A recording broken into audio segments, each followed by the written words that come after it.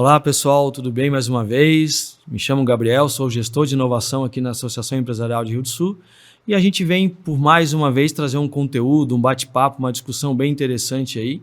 E hoje nosso convidado é o professor Cláudio, né? Está com a gente aqui porque nós estamos nesse momento, inclusive, finalizando a nossa turma do PGVE, né? Que é nosso programa de gestão e vivência empresarial, né? Todo esse mercado que a gente percebe que ele é muito volátil, muito rápido, muito flexível e por isso você tem que estar não somente lá na época da faculdade, mas constantemente afiando o machado, né? E a gente não podia perder a oportunidade de ter o professor aqui na nossa casa, na nossa sede, e não tirar um pouquinho, né? Compartilhar um pouquinho desse teu saber, desse teu conhecimento. Mas, Cláudio, seja muito bem-vindo, tá? Fica à vontade, se apresenta aí para o nosso público e logo a gente encaminha para um bate-papo bem legal. Combinado. Muito obrigado pela sua breve apresentação. Eu sou o Cláudio, economista, administrador, especialista em economia, mestre em administração. Atuo aí nas áreas de gestão pelo Brasil e pelo mundo. E a gente vem para cá, né, principalmente no estado de Santa Catarina, dentro do programa de gestão e vivência empresarial, programa esse que eu trabalho há mais de 10 anos, sempre trazendo um pouco da nossa história somado com as mudanças que são constantes, a qual você se referiu agora há pouco, né? Esse mundo VUCA se transformando para um mundo BANI, aí nós temos muita coisa caminhando nesse sentido, e a gente acredita que tem conseguido semear um pouco para os empresários locais e regionais essas adaptações, né, de estratégia, que é o assunto que a gente trabalha dentro desse curso. Então, aquele conceito das estratégias preditivas, como nós aprendemos lá atrás, desde análise SWOT, Porter, elas continuam sendo relevantes. Porém, o processo e o time de adaptação precisa ser muito mais curto. Então, enquanto a gente fazia um planejamento de 5 anos, hoje um planejamento de 1 ano e meio ele já é meio longo, enquanto antes a gente demorava um período muito maior. Isso ficou muito nítido, né? Até enquanto você falava, já era algo que eu ia perguntar a tua visão, né? Da questão do time, né? E quando a gente fala, olha, mudou, tem maneiras diferentes de fazer, em boa parte dos momentos não é desacreditando o modelo anterior, até porque ele deu certo e nos trouxe até aqui, né? O que acontece é que exatamente como você fez até ontem, não é mais necessário, não é mais o suficiente para te garantir mais 3 meses, mais 5 meses, né? E às vezes é um modelo até, não o melhor modelo para se trazer, mas a pandemia deixou isso muito claro, né? O quanto planejar a longo prazo às vezes não era o suficiente. Olha, eu sei aonde eu vou estar daqui 1 ano e meio, tá, mas e amanhã? E daqui 3 meses? Né? Então a pandemia mostrou, olha, sim, foca no longe, né? Não significa que é para viver como se não houvesse amanhã, não é isso, mas o quanto é importante eu saber daqui 5, daqui 6, mas o que eu posso estar fazendo daqui 3 meses e caso não aconteça do jeito que eu planejei, o que eu posso ou devo fazer, né? Então eu preciso estar com esse planejamento mais na ponta do lápis, né? E não aquele planejamento tradicional guardado numa gaveta que levava 2, 3 meses para se fazer e o restante do ano para se esquecer, né? Porque estava numa gaveta e você seguia a vida como sempre foi, e lá no final de ano, às vezes, né, as empresas mais conceituadas, enfim, vamos ver o que do nosso planejamento nós realizamos. E aí tu viu que foi muito bom até o ano, mas 50% daquilo ficou na gaveta, porque você seguia outros caminhos, né? Então, o quanto é importante, né, professor, essa questão do time, né? O que eu posso fazer uma pequena evolução aí, se a gente falar um pouquinho sobre planejamento, é o seguinte. Normalmente as grandes teorias de planejamento vieram do modelo americano, a grande maior parte. Mas depois os japoneses foram buscar lá o Demi, levaram para o Japão, e ele também auxiliou muito e fez o Japão em 1945, a Segunda Guerra. Podemos dizer que em 80 anos o Japão é uma potência saindo de um país destruído, né? Hiroshima e Nagasaki. Mas tudo bem. Então todas as teorias de guerra, normalmente formadas pelos americanos, que no passado eram formadas pelos franceses, né? Se nós pegarmos Napoleão, o período napoleônico, fez com que isso influenciasse demais o mundo empresarial. A economia americana ela é fortemente influenciada pelo mercado bélico e de guerra. Isso é fato. Porém, essa evolução das estratégias, primeiramente, foram se apegando ao quê? A longo prazo, Porque as mudanças que ocorriam nos anos 70, eu sou nascido no finalzinho dos anos 70, elas eram muito mais lentas do que as mudanças que nós temos nos últimos 10 anos. Isso é inquestionável. Porém, quais eram as bases desses planejamentos? Era planejamento e controle. Então você planejava muito e pegava a área de controladoria, né? E fazia com que o que você escreveu, você tentasse ao máximo atingir esses resultados. Isso foram teorias criadas lá por Marco Porter, depois nasceu o Balance Scorecard, depois vemos a teoria do Oceano Azul, e muita coisa deu certo e muita coisa funcionou. Porém, quando a gente pensa numa estrutura de empresa um pouco menor, para você colocar tudo isso em prova, o que acaba acontecendo? Você vai ter que gerar um departamento só para tocar a estratégia. E um departamento que só toca a estratégia, ele não gera negócio. Ele vai tentar pôr em prática aquilo que se pensou. E isso custa dinheiro. Pessoas que mexem com estratégia normalmente são aquelas que têm uma remuneração mais alta, porque elas estão vinculando os seus principais ativos da organização, do seu core business. Então, o que a gente foi percebendo que, com o decorrer do tempo, as coisas foram mudando? Primeiro, as grandes organizações ainda investem muito nesses planejamentos estratégicos pesados e longos. Mas os times estão sendo diminuídos. Então elas estão saindo desse modelo denominado por nós de preditivo, é aquele que você tenta prever tudo o que vai acontecer, só que nós sabemos entre o que nós estamos prevendo e o que acontece, há mudanças significativas. Eu tenho uma empresa, eu sou calçadista, temos uma indústria há 17 anos, e obviamente eu estou fazendo gestões de 2 meses, bimestrais, enquanto quando eu comecei eu fazia uma gestão anual, ano e meio. E hoje, a cada 2 meses, eu não tenho tanta clareza como serão os próximos 2 meses. E dentro disso, como que o negócio continua vivo? Porque nós saímos desse modelo preditivo de tentar prever e estamos momentaneamente trabalhando no modelo de adaptação. Eu estou me adaptando muito mais do que prevendo. Porque por mais que eu tentei fazer uma boa previsão, na média elas não estão acontecendo. A porcentagem de acerto mudou muito. Ficou muito pequena, porque essa velocidade ela cresceu, o mercado ele vai se transformando mais inteligente, porque você não está sozinho e cada empresa toma decisões estratégicas de acordo com o quê? Com as suas necessidades. Enquanto eu posso ter um capital de giro saudável, eu tenho outros que não têm. E ele precisa gerar negócio de imediato. Então, ele pode tomar algumas estratégias, às vezes erradas, mas como ele também pode tomar estratégias inovadoras, que talvez eu, um pouco mais assentado no ambiente, não toparia. Porém, a hora que um toma uma decisão ou toma outra, isso vagarosamente ou velozmente vai chegando em você. Exato. Essa é uma das bases do planejamento moderno. E assim, né? E a melhor opção é, primeiro, você entender que existem mais opções, e entender aquela que você se enquadra. Não é porque tá todo mundo hoje em dia falando de gestão através de OKR, e daí você também vai usar. Você pode não usar, mas você teria que pelo menos saber que existe e escolher não usar. Perfeito. O que é complexo é quando você faz as coisas de determinado jeito sem ter a visão que não precisaria mais ser daquele jeito. Perfeito. Em alguns casos até nem deveria mais ser daquele jeito. Né? E quando você traz esse exemplo da guerra ou de alguns momentos mais difíceis do que os que a gente vive hoje, né? É impressionante, né? Como na necessidade nós criamos conhecimentos, saberes e que aquilo às vezes ficam para a vida. Né? Eu estive no ano passado representando a associação numa missão em Medellín, na Colômbia. Né?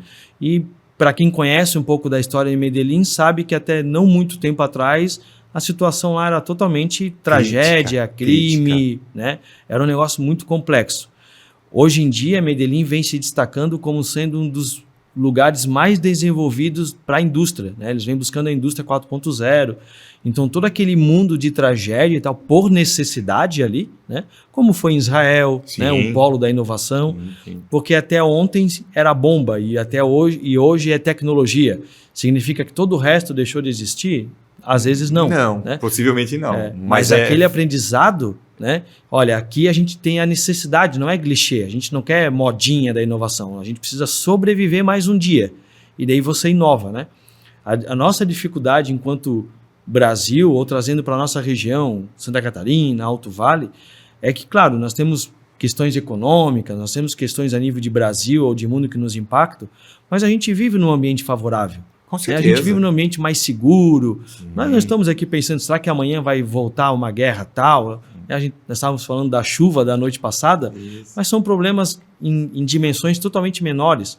E por isso, às vezes, a gente se acomoda mais. Né? Então, a gente acaba esperando. Por que a gente usa tanta metodologia externa e tal?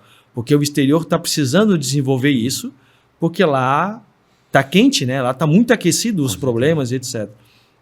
Mas, então, essa questão de faça do jeito que você quiser fazer, faça do jeito que você entende que deve. Só não descarte uma nova possibilidade. Sim. Né? Alinhando aí com o que você está falando, o que eu tenho cada vez mais recomendado aos meus alunos, porque a maioria são empresários ou aspirantes a empresários ou gestores, e somando um pouco com as experiências, porque nunca nós devemos jogar a experiência fora. A experiência nos trouxe até aqui.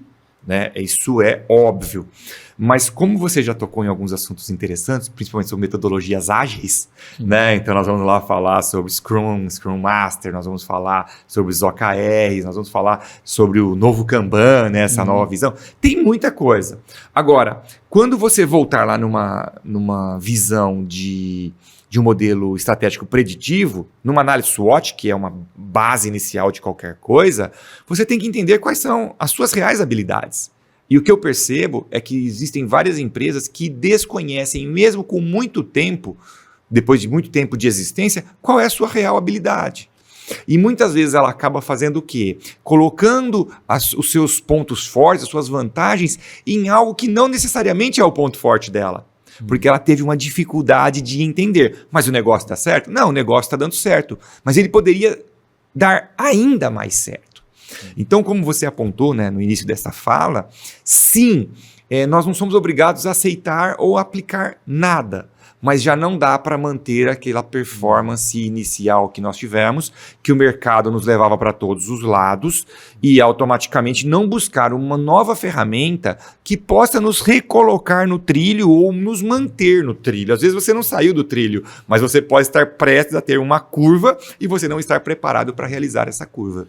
E às vezes até o excesso de segurança, né? Empresas mais tradicionais, às vezes empresas até de portes maiores. Isso acontece muito em empresas familiares também, né? Meu avô fazia desse jeito e eu vou continuar fazendo. E claro que é um exemplo talvez extremista demais, mas o Titanic, né? Sem dúvida. Nem Deus afunda o Titanic. E a história todos conhecem. Né? Então ele era robusto demais para se acreditar que, olha, e se acontecer, o que faz? Não responderam essa pergunta em terra, tiveram que tentar responder no alto mar e daí aconteceu algumas coisas.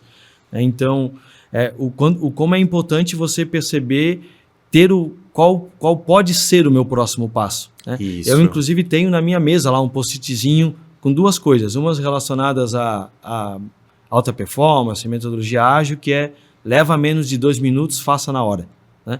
Então, por exemplo, passei pela recepção da CIS e a Amanda me pediu, passa o telefone do Cláudio depois. Não, depois não, agora. Porque leva meio minuto. Se eu volto para minha mesa com essa pendência, eu fico, não posso, se eu pelo menos tiver a responsabilidade, não posso esquecer. Ou aquilo vai virar um post-itzinho na minha mesa, mais uma tarefa numa lista. Cara, resolve, né? E tira aquilo da tua frente. E a outra situação é, e qual é o meu próximo passo? Estou aqui fazendo uma conversa com você agora, já tive um monte de insight nesses 13 minutos de conversa, mas e daí? O que eu faço? Qual é o meu próximo passo? Senão a gente fica no meio de um mundo que está girando e eu sou o peão. Né? É verdade. O que a gente também acaba observando, né, é que aí o que vai diferenciar, né? Futebol é muito conhecido por todos nós, aqui a região torce um pouco para os gaúchos, um pouco para os paulistas. Uma boa mistura. Mas os esportes são grandes exemplos de estratégia, entre outros. E até vim conversando com a Bruna agora no carro, né?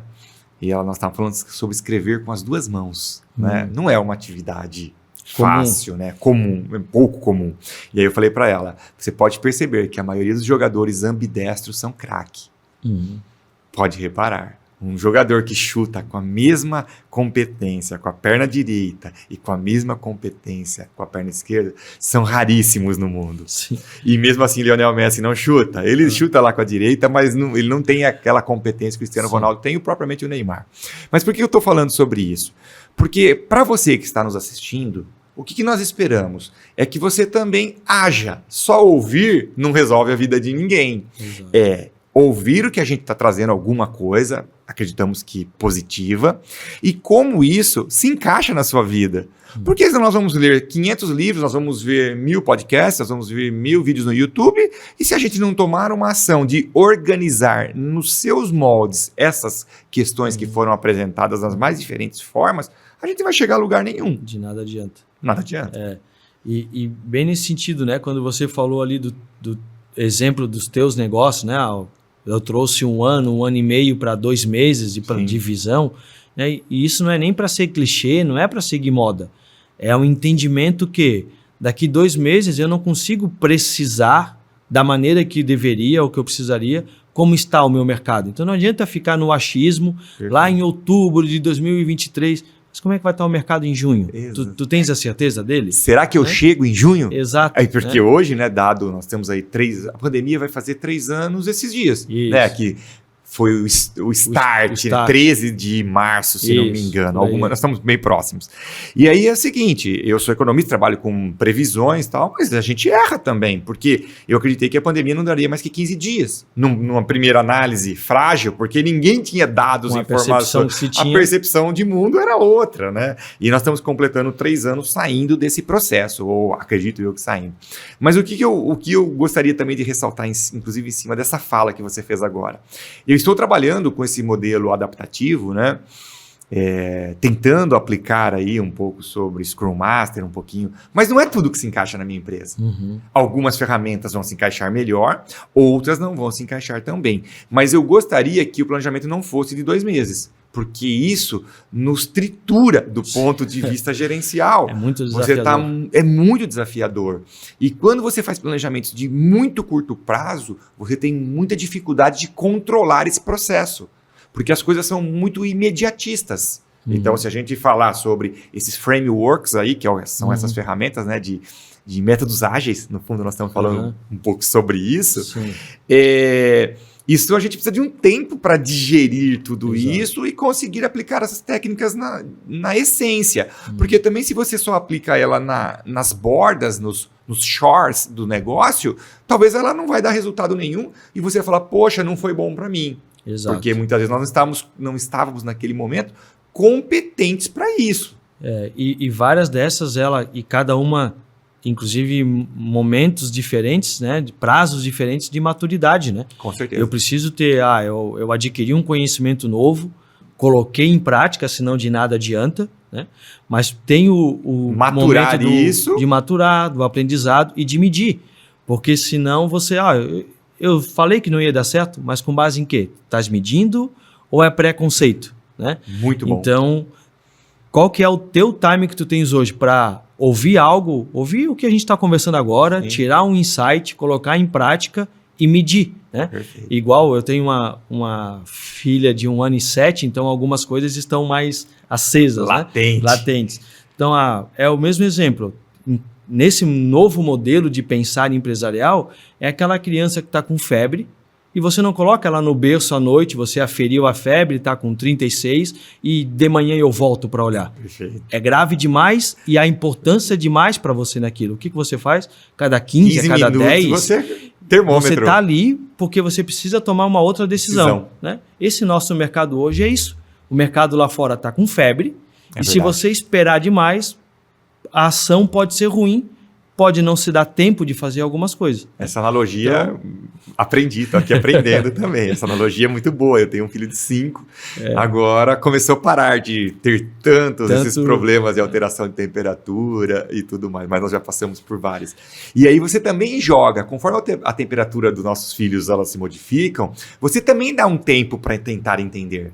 Não é Exato. que é a primeira vez que já deu febre e você já sai correndo para o hospital. Exato. Porque nós temos o quê? Alguns parâmetros que nós vivenciamos em algum momento da nossa vida. Pode até não ter sido naquele negócio, mas nós já vivenciamos em alguma experiência. E aí, quando você estava comentando outro assunto, veio um insight aqui, e foi o seguinte... não sei se você gosta de NBA, basquete, alguma coisa, assiste às vezes algum pouquinho. Não sou o cara mais assíduo, Tá. mas...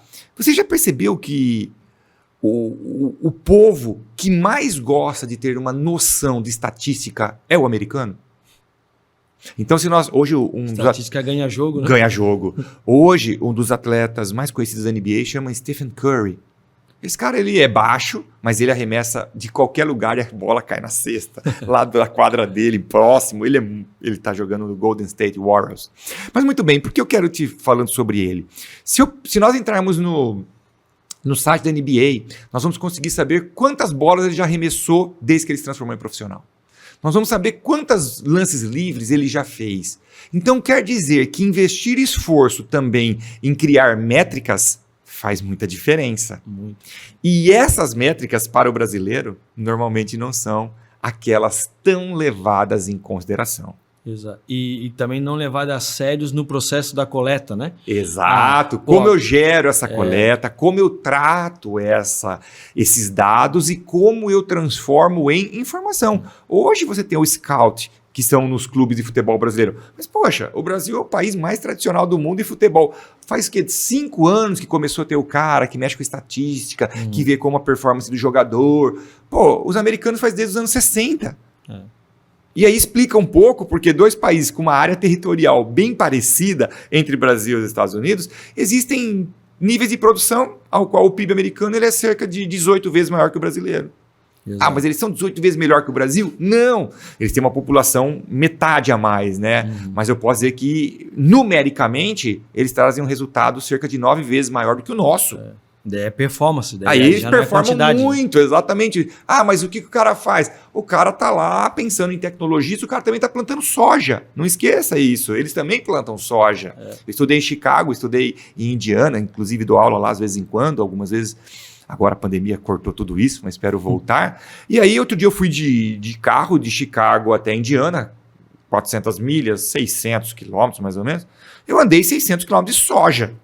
Aí você fala, não, o Brasil que é o maior produtor. Não, o Brasil é o maior exportador de soja. Quem produz mais soja no mundo é os Estados Unidos. Só que os caras consomem muita soja que eles produzem. Exato. Então, às vezes a gente tem algumas verdades aqui. Nós somos o maior nisso. Não necessariamente. Agora, nós precisamos encontrar o nosso caminho dentro dessas grandezas que nós temos. Exato.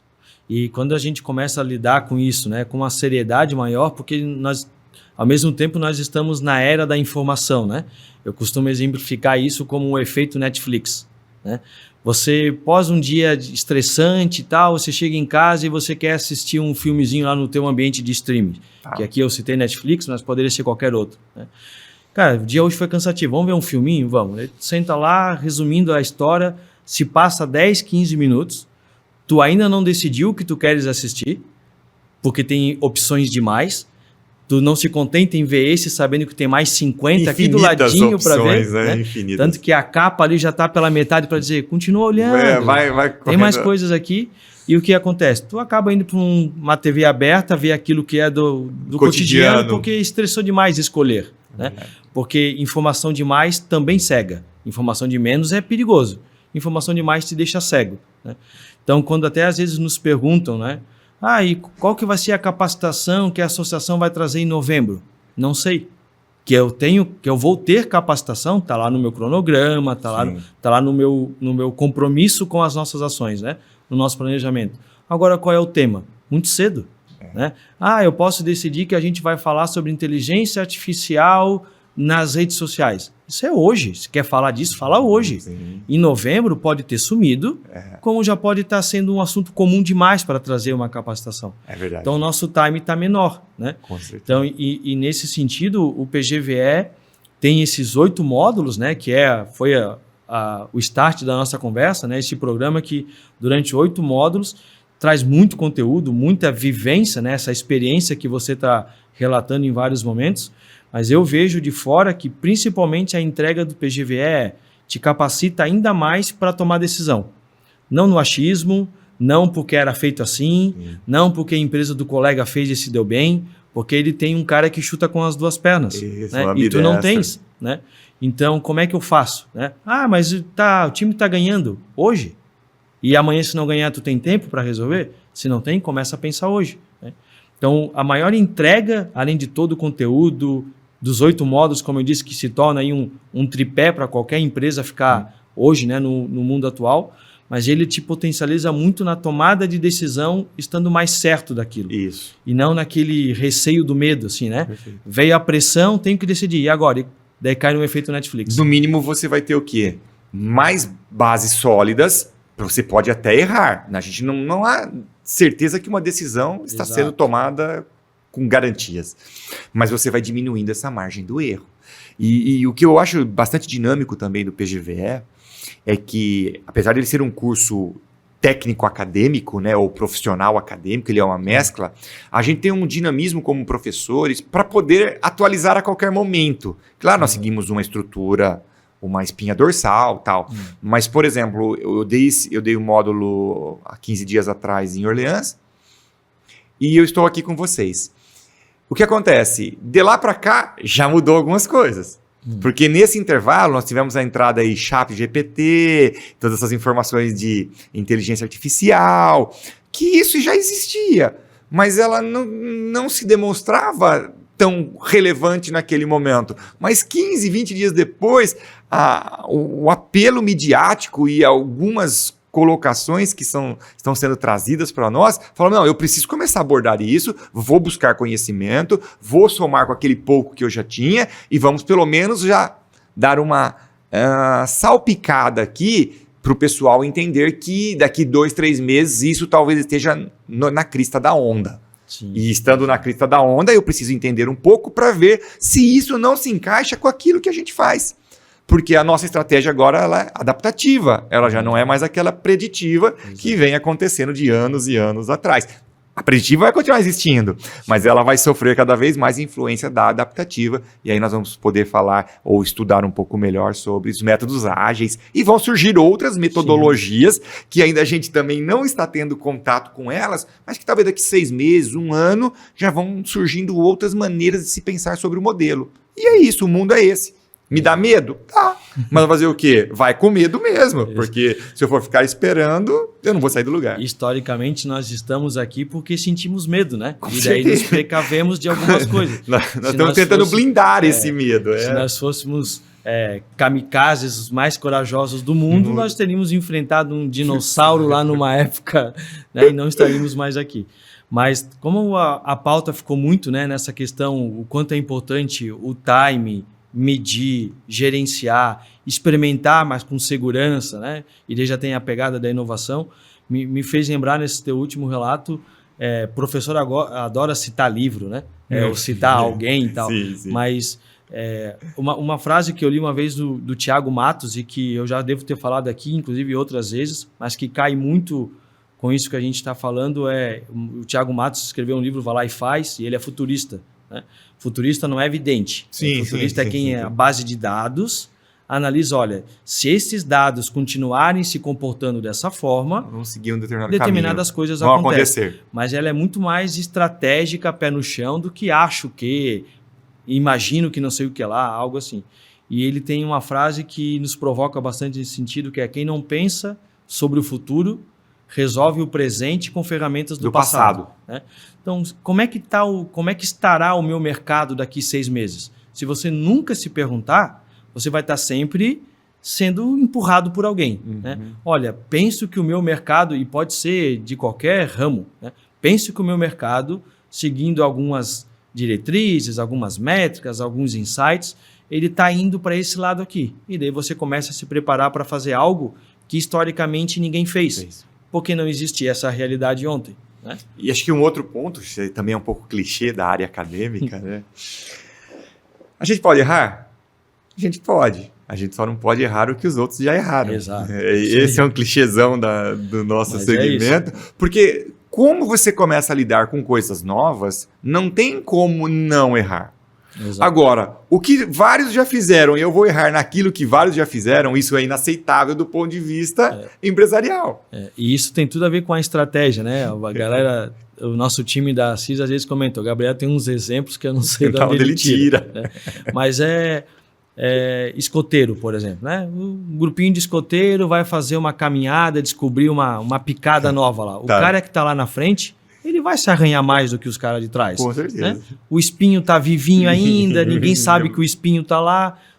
Em contrapartida, ele vai ter a visão primeiro que os coleguinhas. Né? Água limpa do riacho. Isso, o primeiro porque a beber aqui da pisou, aí a água vai ficar um pouquinho turva. Aí vem o segundo participante, o terceiro, daqui a pouco o último, ele vai ver, já vai estar mais o chão, já um pouco mais pisoteado e tal. Só que a água, se ele for beber a água, ela vai estar barrenta. Né? Então você, de novo, pode escolher em qual posição dessa caminhada você quer estar. Olha, eu tenho um perfil ou eu tenho uma necessidade de ser o primeiro, sabendo das consequências e dos arranhões, vai, segue.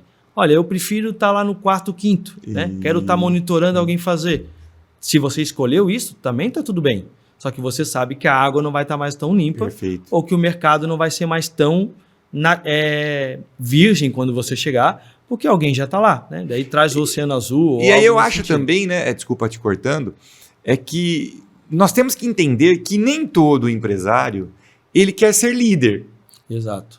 Muitos empresários eles querem participar, só que aí vão existir diferenças entre o que busca a liderança e aqueles que só querem participar. Ou seja, o nível de sofrimento vai ser bastante diferente entre um e outro. Mas eu não sei se existe justiça, né? Essa questão de justiça é uma coisa muito delicada. Isso é injusto, isso é justo. Cada um vai pagar um preço pela escolha ou pelo apetite que ele tem dentro do ambiente organizacional. Eu estou no segmento calçadista, né? E hoje nós temos que entender que o setor de calçados femininos do Brasil, ele é dominado principalmente pelo Grupo Arezo.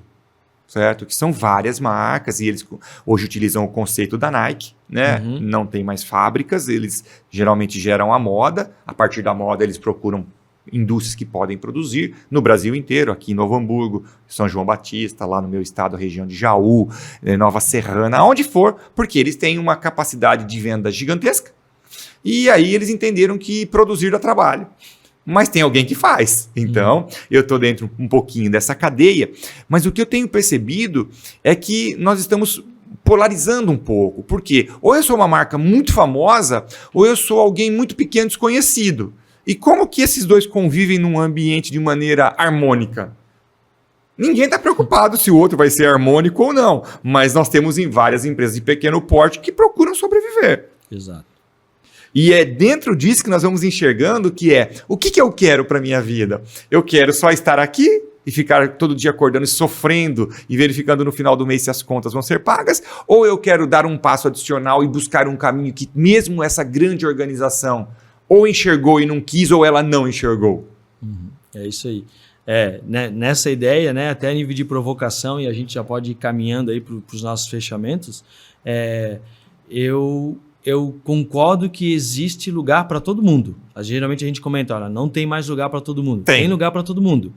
Só que é só alguns que podem escolher o lugar que quer estar. Isso é verdade. Né? E eu quero estar nesse time. Eu, enquanto CIS, enquanto empresa, enquanto pessoa, eu sei que tem muitos lugares, mas eu quero poder escolher. Né? Então já fica essa provocação, né, para você que está nos ouvindo, nosso associado, ainda não é nosso associado, venha a ser.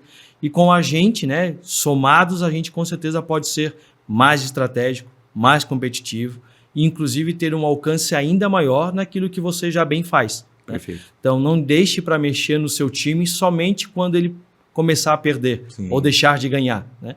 Mexa no seu time no auge da carreira para que você continue lá. Né? Então muito obrigado, Cláudio, deixo aí as palavras para você, mas mais uma vez muito obrigado, já foi muitos insights, já vou voltar a milhão aí para minha sala. Que legal. Muito bom. Agora eu vou fazer uma micro parte comercial.